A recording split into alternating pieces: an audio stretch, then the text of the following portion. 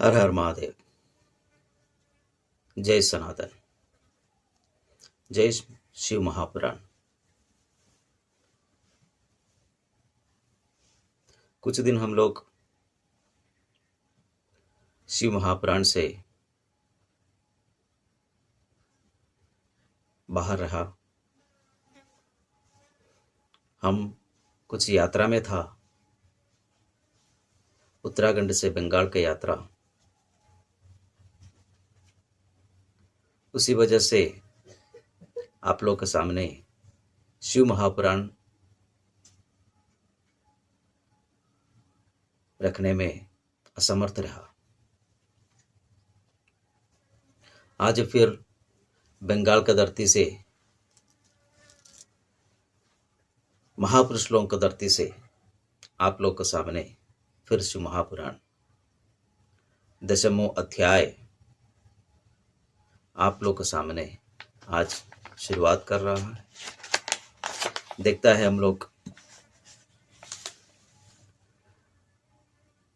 विष्णु जी और ब्रह्मा जी का प्रसंग से महादेव का आज महादेव कौन सा लीला और कैसा करेगा, ये आज हम लोग सुनता है। और आज आप लोग सभी लोग से हम बहुत आभारी है, क्योंकि हमारा ये शिव महापुराण हम लोग सब लोग मिलके इसको शुरुआत किया। आज के समय में बहुत आदमी लोग तक ये शिव महापुराण पहुंचाने के लिए आप लोग सभी लोग कोशिश कर रहा है। इसी में हम आप सभी को फिर एक बार आभार व्यक्त कर रहे हैं। और जितना अभी आप लोग कोशिश कर रहा है, ये और ज़्यादा तरफ शिव महापुराण आप लोग बंधुजन तक पहुंचाने के लिए महादेव से प्रार्थना कर रहा है। सभी लोग अपने बंधुजन तक ये शिव महापुराण पहुंचा दीजिए। सभी लोग को इसका ये शिव महापुराण सुनने से महादेव का कृपा सभी को मिलने के लिए फिर एक बार महादेव से प्रार्थना करके आज का 10वां अध्याय का शुरुआत कर रहा है। ओम गजाननं भूतगणाधिसेवितं कपिध्वजम्बुफलसारभक्षणम् उमाश्रुतं शोकविनाशकारकं नमामि विघ्नेश्वरपादपङ्कजम्।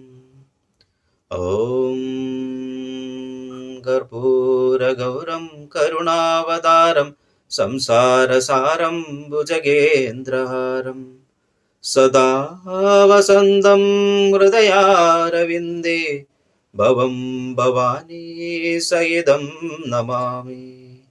ॐ नमः शिवाय। ॐ नमः शिवाय। ॐ नमः शिवाय। ॐ नमः शिवाय।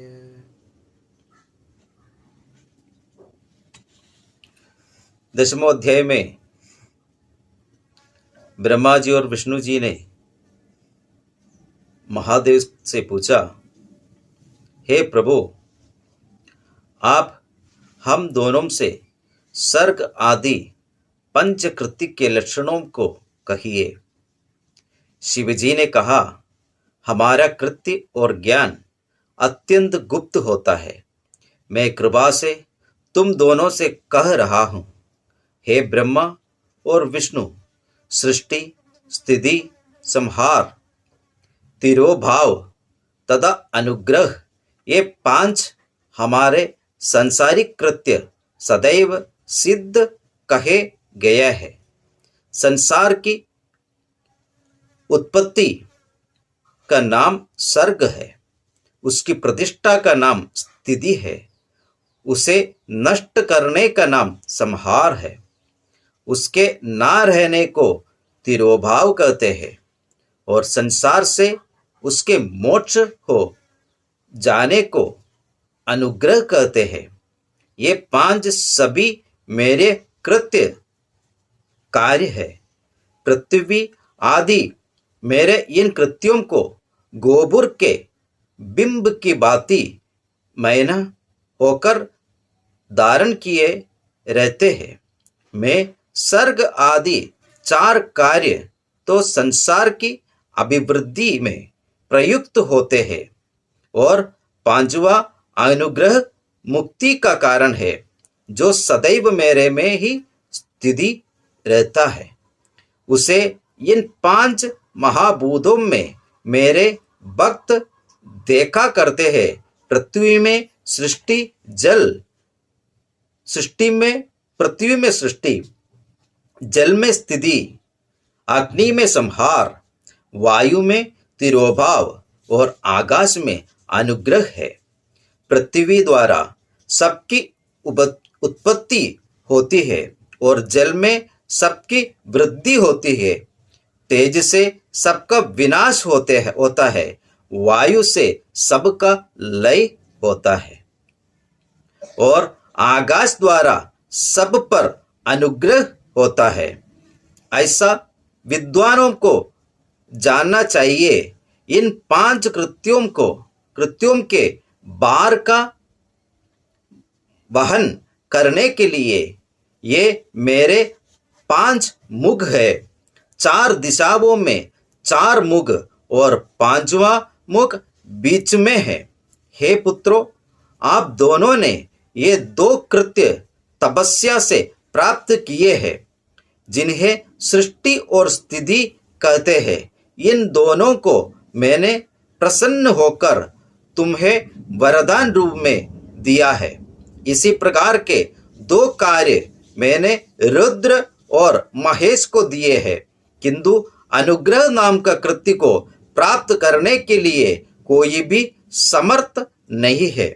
उन सब पहले को कर्मों को तुम दोनों समयानुसार बुला दिया, किंतु रुद्र तथा महेश ने उस कर्मों को नहीं बुलाया।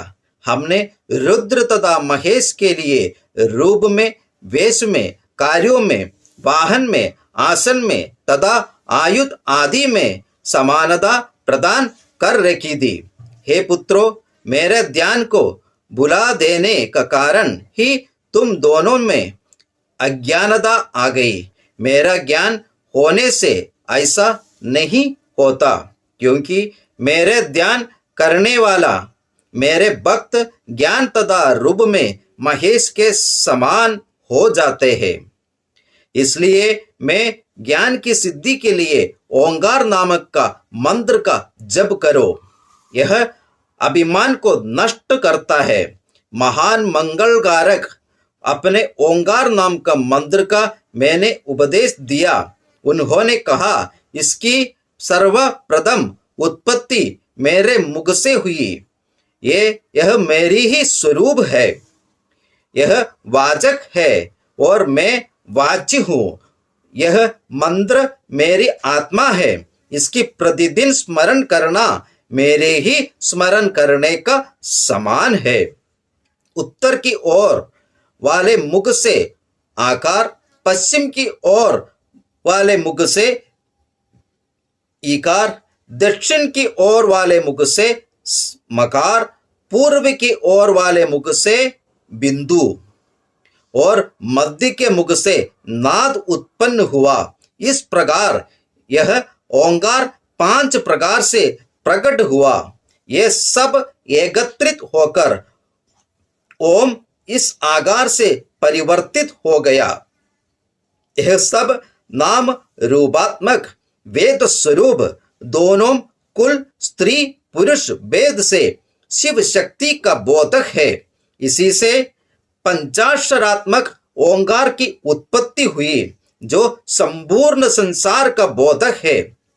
अकार से नकार, उकार से मकार, मकार से शी, बिंदु से वा, नाद से या प्रकट हुआ है।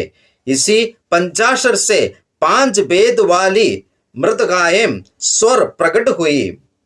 उसी से शिरो मंत्र तथा 4 मुगों से त्रिपदा गायत्री प्रकट हुई। उससे सभी वेद प्रकट हुए। तदंतर करोड़ों मंत्र प्रकट हुआ। उस मंत्र से सिद्धि होती है, परंतु पंचाशर मंत्र से सब प्रकार की सिद्धियों होती है। इस मूल मंत्र से भुक्ति तथा मुक्ति दोनों की सिद्धि हो जाती है। सभी प्रकार के भक्त राज साक्षात सुख भोगों को देने वाले होते हैं। नंदिकेश्वर ने कहा, तब उन दोनों के गुरु भगवान शिवजी ने मंत्र को गुप्त रखने के लिए एक वस्त्र को उनके सिर पर डालकर और उनके सिर पर अपना करकमल रखकर पार्वती के साथ उत्तर की ओर मुख कर उन्हें उत्तम मंत्र का उपदेश दिया। मंत्र और तंत्र की विधि के अनुसार 3 बार उस मंत्र को उच्चारण करके उन्होंने उस परम मंत्र को ग्रहण किया। तदंतर उन दोनों शिष्यों ने दक्षिण के निमित्त शिवजी के चरणों में आत्मसमर्पण कर दिया और हाथ जोड़कर उन दोनों ब्रह्मा और विष्णु ने उनके समान देवों के देव संसार के गुरु महादेव से ये वचन कहे। ब्रह्मा जी और विष्णु जी ने कहा, हे निराकार रूप वाले, निराकार होने पर भी परम तेजस्वी, आपके लिए नमस्कार है। समस्त संसार के स्वामी तथा सगुण रूप का धारण करने वाला आपके लिए नमस्कार है। ओंकार वाच तथा ओंकारात्मक लिंग वाले आपके लिए नमस्कार है। सृष्टि के सर्वप्रथम कर्ता एवं 5 मुख वाले आपको नमस्कार है। पंच ब्रह्म स्वरूप पंच कृत्य जिनका वर्णन इसी अध्याय में पहले किया जा चुका है। आत्मस्वरूप ब्रह्मा अनंत गुण वाले तथा अनंत शक्तियों से संपन्न आपके लिए नमस्कार है। सगुण एवं निर्गुण रूपों को धारण करने वाले शिव नामक परम गुरु के लिए नमस्कार है। इस प्रकार उक्त पदों द्वारा परम गुरु की स्तुति करके ब्रह्मा और विष्णु ने उन्हें प्रणाम किया। शिवजी ने कहा, हे पुत्रों, मैंने तुम्हारे उपकार के लिए सभी तत्वों का तुम दोनों को उपदेश दिया और उनका मार्गदर्शन भी कराया। अतः तुम इस अलौकिक प्रणव ओंकार मंत्र का जप करो। यह साक्षात मेरा स्वरूप कहा गया है। इस मंत्र का जप करने से ज्ञान और भाग्य सुस्थिर होता है और भी कामनाएं चिर स्थिर हो जाती है। अतः इसका जप आर्द्रा नक्षत्र से युक्त चतुर्दशी के दिन करना चाहिए। इससे उस जप का फल अक्षय हो जाता है। आर्द्रा में जब सूर्य हो उस समय इस मंत्र का जप करने से 1 करोड़ गुना फल होता है। मृगशिरा तथा पुनर्वसु नक्षत्र का आदि का भाग भी सर्वदा आर्द्रा नक्षत्र के समान ही पूजा होम तर्पण आदि में समझना चाहिए। प्रातःकाल तथा प्रातःकाल की सिंध में इसके दर्शन का महाफल है।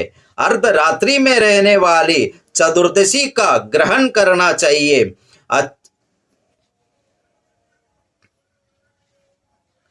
कुछ आचार्य प्रदोष व्यापिनी चतुर्दशी का ग्रहण करते हैं और कोई आचार्य पर तिथि से युक्त चतुर्दशी का ग्रहण करते हैं। लिंग तथा बेर पूजन मेरे पूजन के समान ही है, किंतु पूजन करने वालों के लिए बेर के पूजन से ही लिंग का पूजन उत्तम है। विशेष करके मोक्षार्थियों को लिंग पूजन ही करना चाहिए। लिंग की पूजा ओंकार मंत्र से और बेर की पूजा पंचाक्षर मंत्र से करनी चाहिए। पूजोपयोगी द्रव्यों से उसकी प्रतिष्ठा स्वयं या पुरोहित आदि से करनी चाहिए। विविध उपचारों से उस लिंग की पूजा करने से भक्त को मेरा पद सुलभ हो जाता है। इस प्रकार ब्रह्मा तथा विष्णु को उपदेश देकर शिवजी वही अंतर्धान हो गए।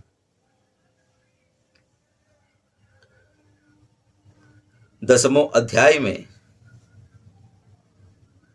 महामंत्र का उपदेश हम सबके लिए भगवान शिव दे चुका है। अभी उचित गुरु से आप लोग भी ओंकार मंत्र का दिशा दे कि ओंकार मंत्र कैसे जपना है, कब जपना है, ये सब आप लोग के सामने ये अध्याय में महादेव विस्तार रूप रख दिया है। हर हर महादेव।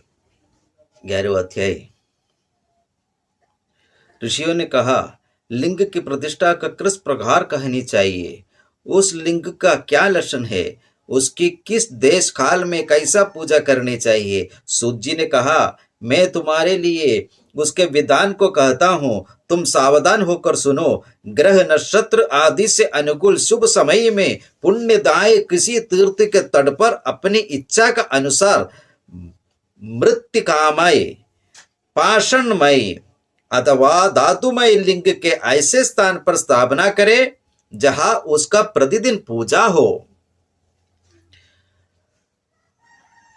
कल्प लक्षण शिव पूजा विधान से युक्त होकर लिंग का पूजन करने से उसका पूर्ण फल प्राप्त होता है, क्योंकि सभी लक्षणों से युक्त की गई पूजा का फल तत्फल मिलता है। चर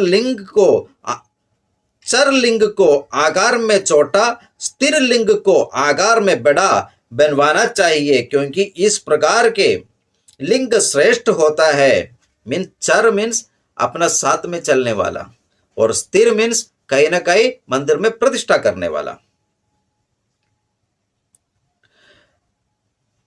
ये सभी लक्षणों तथा सिंहासनों से युक्त हो, इस प्रकार के शिवलिंग की स्थापना करे। 4 चरलिंग की स्थापना करने के लिए मंगलकार अथवा त्रिकोणाकार पीठ को बनाकर कटवांग डंडे पर पहनाए हुए सिर कपाल स्वरूप ध्वजा के समान, बीच में सूक्ष्म लिंग की पीठ चौकी महाफल को देने वाले होते हैं।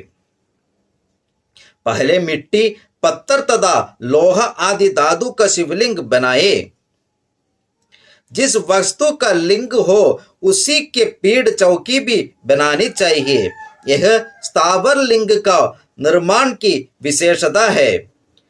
केवल बाण लिंग को छोड़कर शेष सभी लिंगों का निर्माण पीठ के साथ ही करना चाहिए। लिंग की ऊंचाई उसके रचयिता के अंगुली से 12 अंगुल होना उत्तम कहा जाता है। यदि 12 अंगुलों से कम ऊंचाई होती है तो उसका फल भी कम होता है। 12 अंगुल से अधिक हो जाने से कोई दोष नहीं होता। कर्ता की अंगुली से 1 अंगुल कम 11 हो तो कोई हीन नहीं होती। यही विधान चरलिंग का भी है। सबसे पहले शिल्प विद्या में निपुण कारीगरों से देवगणों सहित विमान का निर्माण करना चाहिए।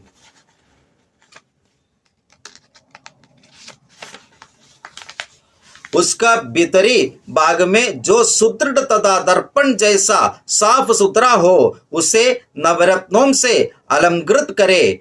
पूर्व और पश्चिम दिशा की ओर 2 दरवाजे बनवाए।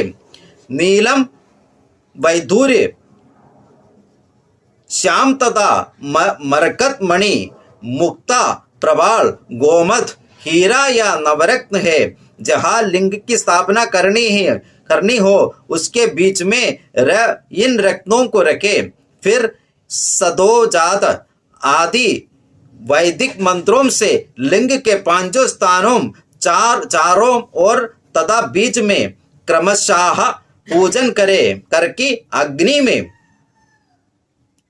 में अनेक प्रकार की घी की आहुतियां देकर पुनः सगुण स्वरूप मेरी गुरु तथा आचार्य के द्रव्य आदि से पूजा करके और भोजन आदि से बंधु बांधवों का सम्मान करके याचकों के लिए जड़ मकान बगीचा आदि और अजंड गाय घोड़ा आदि का दान देना चाहिए।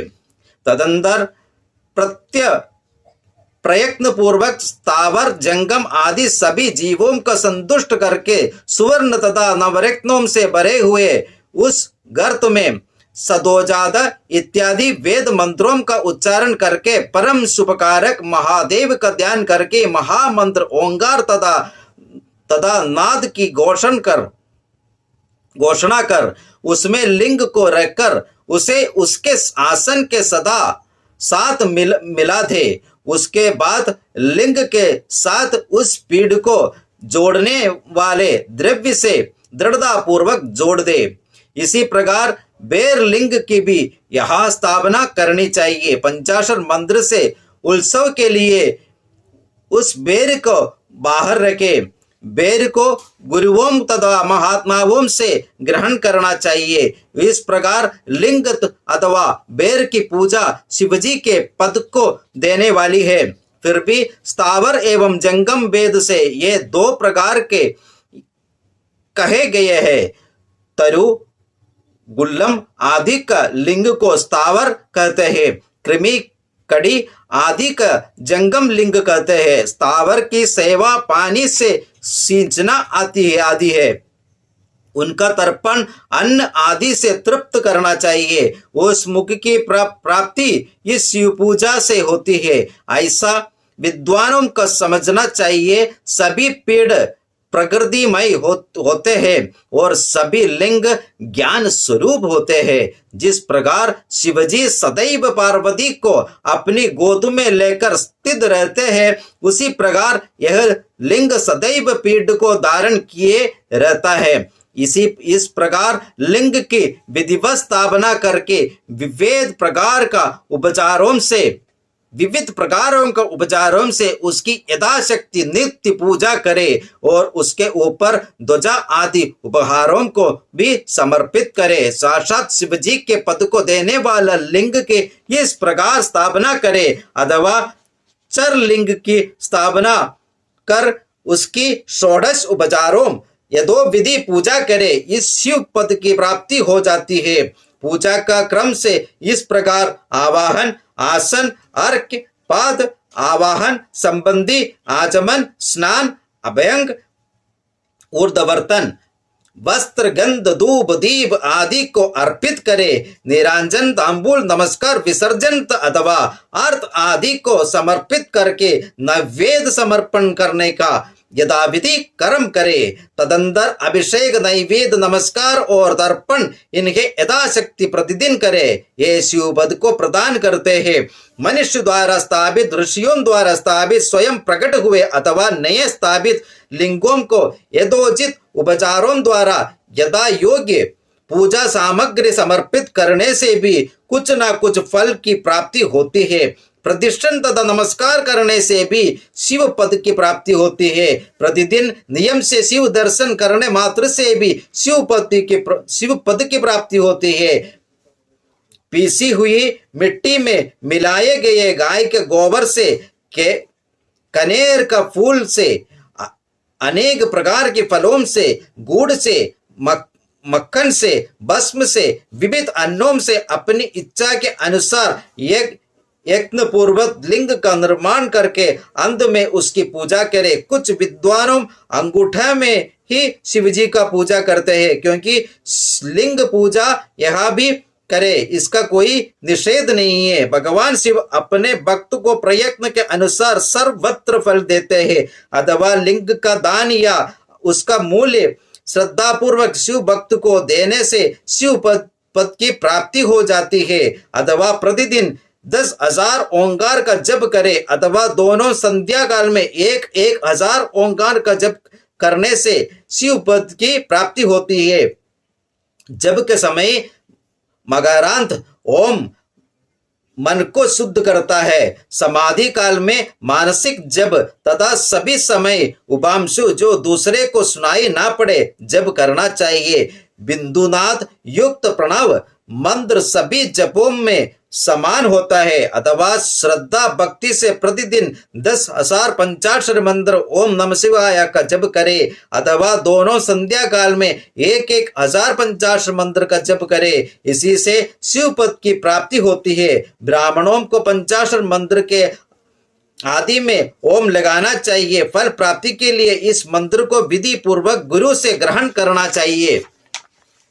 गुरु के गणनास्थल तथा मृतकान्यास करने वाला, मंत्र दिशा को जानने वाला, सत्य वक्ता एवं आत्मज्ञानी होना चाहिए। ब्राह्मणों को जप करते समय नमः शब्द पहले लगाना चाहिए और दूसरे अधिकार प्राप्त वर्णों का नाम नमः अंत में लगाना चाहिए तथा ओम नमः शिवाय और ओम शिवाय नमः।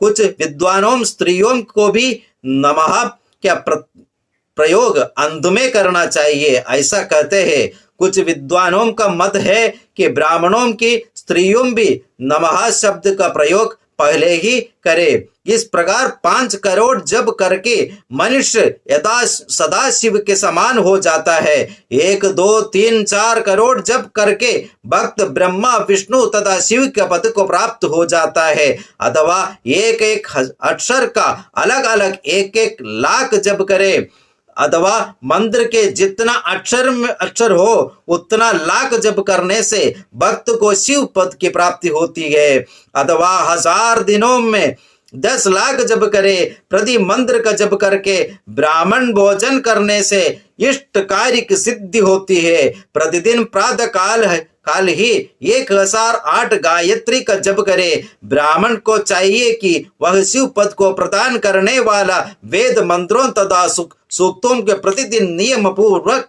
जप करे। एक दर्शन मंत्र को 100 से अधिक जितना हो सके उतना जप करे। 100 से कम न जपे, भले ही वह 1000 तथा 10,000 हो, किंतु 100 से कम न हो। वेद का पारायण करने से भी शिव पद को प्राप्त होती है। अन्य अनेक मंत्रों को उनकी अक्षर संख्या के अनुसार उतने लाख जप करे। एकाक्षर मंत्र का 1 करोड़ जप करे। उसके बाद भक्ति पूर्वक होकर 1000 परम मंत्र ओंकार का जप करे। इस प्रकार यथाशक्ति जप करने से क्रमश शिव पद की प्राप्ति होती है। अपने मन को प्रिय लगने वाले एक मंत्र का जप मरण पर्यंत करते रहने चाहिए। ओंकार मंत्र का 1000 जप करने से शिवजी की आज्ञा से सभी प्रकार के मनोरथों को प्राप्ति हो जाती है। फूल लगाना, बगीचा लगाना, उनके मंदिर को साफ करना आदि कार्य शिवजी के लिए अथवा शिवजी के उपयोग के लिए करने वाला व्यक्ति शिव पद को प्राप्त करता है। प्रतिदिन भक्ति पूर्वक शिवालय में निवास करे। शिव भक्ति जड़ तथा चेतन सभी को सुख भोग तथा मुक्ति प्रदान करती है। इसलिए शिव क्षेत्र में मृत्यु पर्यंत निवास करना चाहिए। मनुष्य द्वार स्थापित शिवलिंग को चारों ओर 100 हाथ तक का क्षेत्र पुण्यदायक होते हैं। ऋषियों द्वारा स्थापित शिवलिंग के चारों ओर 1000 हाथ तक का क्षेत्र पुण्यदायक होता है। देवताओं द्वारा स्थापित लिंग को चारों ओर 1000 अरिक्नी बुद्धिमिष्टि हाथ स्थान पवित्र होता है। जिस भूमि पर शिवलिंग के स्वयं उत्पत्ति हुई हो वहां 1000 धनुष 4000 हाथ तक का स्थान पवित्र होता है। इस प्रकार पुण्य क्षेत्रों में स्थित बावड़ी, कुआं, पुष्कर, सरोवर आदि जलाशयों को शिव गंगा समझना चाहिए। ऐसा शिवजी का वचन है। उस क्षेत्र में स्नान, दान तथा जप करने से मानव को शिवलोक की प्राप्ति होती है। मनुष्यों को शिव क्षेत्र में ही मृत्यु पर्यंत निवास करना चाहिए। मरने के बाद क्षेत्र पिंडदाह दशा, सपिंड कारण, श्राद्ध, द्वादश मासिक कर्म, संवत्सरिक कर्म, वार्षिक श्राद्ध जो कुछ शिव क्षेत्र में किया जाता है उससे शिव मानव सभी पापों से मुक्त होकर शीघ्र ही शिव पद को प्राप्त कर लेता है। अथवा 7 या 5 रात्रि, 3 रात्रि या 1 रात्रि शिव क्षेत्र में निवास करने से शिव पद की प्राप्ति होती है। ब्राह्मण आदि वर्ण अपने कर्तव्य एवं आचरण के अनुसार फल को प्राप्त करते हैं। वर्णों द्वारा तथा भक्ति से उस फल की वृद्धि होती है। अतः मानव जो भी अपनी इच्छा से कार्य करता है उसका शीघ्र ही फल प्राप्त कर लेता है। यदि मानव निष्काम भाव से शिव भक्ति करता है तो वह साक्षात शिव पद को प्राप्त कर लेता है। प्रातः, मध्य, सायंकाल जो भक्त प्रतिदिन शिव की आराधना करता है उसमें प्रातः काल की उपासना नित्य विधि का अंग है। मध्यकाल की उपासना कामनाओं की सिद्धि के लिए होती है और संध्या काल की उपासना शांतिदायिनी होती है। इसी प्रकार रात्रि की पूजा का भी फल होती है। रात को दोपहर बीते जाने पर निषिद्ध काल होती है। उस समय की गई शिव पूजा विशेष फल को देने वाली होती है। इस प्रकार जानकर भक्ति पूजा करने वाला पुरुष विशेष फल का भोगी होती है। विशेष करके कलियुग में फल सिद्धि कर्म से होती है। वर्णन किए गए किसी भी अधिकार भेद से उपासना करता हुए सदाचारी तथा पाप बीरू पुरुष जैसा कहा गया है उस प्रकार के फल को प्राप्त कर लेता है। ऋषियों ने कहा, हे सूत जी, आप हमसे भूलोक के पुण्य क्षेत्रों का वर्णन कीजिए जिनका आश्रय लेकर सभी स्त्री तथा पुरुष शिव पद को प्राप्त कर सके। हे सूत जी, आप उत्तम योगियों में श्रेष्ठ है। शिव क्षेत्रों तथा शैव गमों शिव प्रतिपादक शास्त्रों का ज्ञाता है। सूत जी ने कहा, आप श्रद्धा से सभी शिव क्षेत्रों तथा शिव गमों के संबंध में सुनिए। हर हर महादेव, हर हर महादेव। आज तो भगवान महादेव आप हम लोग को दशम और एकादशी अध्याय में इतना चप्पट फाड़ के दे दिया है। सब इसको समझना है। एक बार सुनने से नहीं समझा, बार बार सुन लीजिए। शिव पुराण एक बार से कुछ नहीं होता है क्योंकि उसको अंदर इतना अर्थ छुपा हुआ है। इसको समझने के लिए कम से कम हम लोग तो बार बार सुनते रहता है, बार बार पढ़ते रहता है, तब जाके कुछ तो समझ में आता है। क्योंकि शिव महापुराण में इतना हम लोग के लिए रखे रखा है। एक बार शिव जी का बन जाइए, एक बार शिव पुराण सुन लीजिए और शिव पुराण बार बार सुन लीजिए, तब समझ में आएगा महादेव इतना सरल रूप में। कोई टोटके की जरूरत नहीं है। शिव कब बन जाइए, शिवमय बन जाइए। जो खाता है, जो पीता है, जो सोता है, जो नहाता है, जो कपड़ा पहनता है, सब शिव जी को पहना दीजिए। ये शरीर शिव जी को समझ लीजिए तो सब शिवमय हो जाएगा। हर हर महादेव, हर हर महादेव, हर हर महादेव।